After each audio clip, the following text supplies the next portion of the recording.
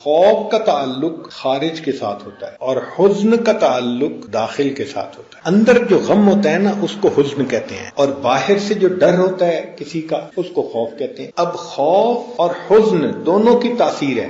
حزن کی تاثیر یہ ہے کہ جب انسان کا دل محزون ہو تو کھانا پینا چھوٹ جاتا ہے۔ جوان بیٹا فوت ہو گیا، ماں کا دل ہی نہیں چاہتا کھانے کو، بیٹا گم ہو گیا کھانے کو دل نہیں چاہتا، بچہ فیل ہو گیا اس کا کھانے کو دل نہیں چاہتا، کسی نے پبلک انسلٹ کر دی چونکہ دل غم زدہ ہے کھانے کو دل نہیں چاہتا۔ تو حزن کی وجہ سے کھانا پینا چھوٹ جاتا ہے اور خوف کی وجہ سے انسان سے گناہ چھوٹ جاتے ہیں۔ جس بندے کے دل میں اللہ کا خوف ہوتا ہے وہ پھر گناہوں کو چھوڑ دیتا ہے۔ اور یہ بھی ایک مزے کی بات ہے کہ مخلوق کا خوف ہو تو جس سے خوف ہو انسان دور بھاگتا ہے، جس سے خوف زدہ ہو ہمیشہ اس سے دور بھاگتا ہے، مگر اللہ کے خوف کی یہ صفت ہے کہ جس کے دل میں جتنا اللہ کا خوف ہوتا ہے وہ اتنا اللہ کے قریب ہو جاتا ہے۔ تو الحزن یمنع عن الطعام والخوف یمنع عن الذنوب۔ قرآن مجید کی کچھ آیات میں اللہ تعالیٰ نے امید والی باتیں کہیں اور کچھ میں ڈرانے والی باتیں کہیں، اور کچھ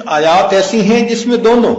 مثال کے طور پر نبی عبادی انی انا الغفور الرحیم، یہ امید، اور آگے فرمایا وَأَنَّ عَذَابِي هُوَ الْعَذَابُ الْأَلِيمُ۔ ایک ہی آیت کے اندر امید بھی ہے اور خوف بھی ہے۔ يَدْعُونَ رَبَّهُمْ خَوْفًا وَطَمَعًا، ایک ہی آیت کے اندر خوف اور امید دونوں کا تذکرہ ہے۔ تو اللہ رب العزت چاہتے ہیں کہ میرا بندہ جس حال میں ہو یا تو اس پر خوف غالب ہو یا اس کے اوپر امید غالب ہو، بس ایمان ان دونوں کیفیتوں کے درمیان پوری زندگی یہی حالت رہتی ہے۔ نہ خوف اتنا کہ انسان مایوس ہو جائے اس لیے کہ مایوسی کفر ہے، اور نہ امید اتنی کہ انسان بے عمل ہو جائے، تو دونوں کا ہونا ضروری ہے۔ ہاں، بنی اسرائیل کا ایک آدمی تھا جو لوگوں کو بہت ڈراتا تھا اور مایوس کرتا تھا۔ رویہ ان رجلا من بنی اسرائیل کان یقنط الناس ویشدد علیہم، ان کو مایوس کرتا تھا اور سختی کرتا تھا، قیامت کے دن یوں پکڑ ہوگی یوں پکڑ ہوگی۔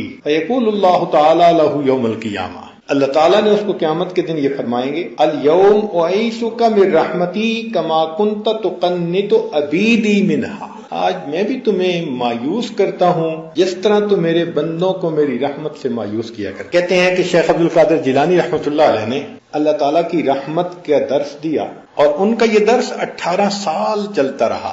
18 سال کے بعد ایک مرتبہ انہوں نے خوف کی آیت پڑھی اور ایسا بیان کیا کہ رو رو کے لوگوں کی آنکھیں سوج گئیں، بے ہوش ہو گئے، حتیٰ کہ کچھ لوگوں کے جنازے اٹھے، دل پہ اتنا اللہ کا خوف آیا۔ اللہ رب العزت نے الہام فرمایا میرے پیارے میرے بندوں کے سامنے میرے خوف کا تذکرہ کرتا ہے، تو عرض کیا اللہ میں نے 18 سال تیری رحمت کا تذکرہ کیا، تو الہام ہوا کیا 18 سال میں میری رحمت ختم ہو گئی تھی؟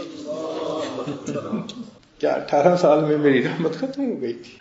اللہ رب العزت بھی چاہتے ہیں کہ میرے بندے میرے بن کے رہیں، ان کے دلوں میں امید رہے۔ خوف تو تب ہے کہ جب بغاوت دل میں آئے، پھر تو ڈنڈا دکھانا پڑتا ہے، جوتا دکھانا پڑتا ہے۔ چنانچہ اللہ رب العزت نے داؤد علیہ السلام کی طرف وحی نازل فرمائی احببنی واحب من یحبنی وحببنی الی خلقی، کہ آپ بھی مجھ سے محبت کریں اور بندوں کے دلوں میں بھی میری محبت ڈالیں اور مجھے بھی مخلوق کا محبوب بنا دیں۔ تو داؤد علیہ السلام نے پوچھا یا رب وکیف احببک الی خلقک، آپ کو کیسے میں مخلوق کا محبوب بناؤں؟ قال اذکرنی بالحسن الجمیل، تو مخلوق کے سامنے میرا اچھا تذکرہ کر، اذکر آلائی و احسانی واذکرہم ذالک فانہم لا یعرفون منی الا الجمیل، اور احسان میرے رحمتوں کا تذکرہ کرو کہ میرے بندوں کو میری طرف سے اچھائی کے سوا اور کچھ بھی نہ پہنچے،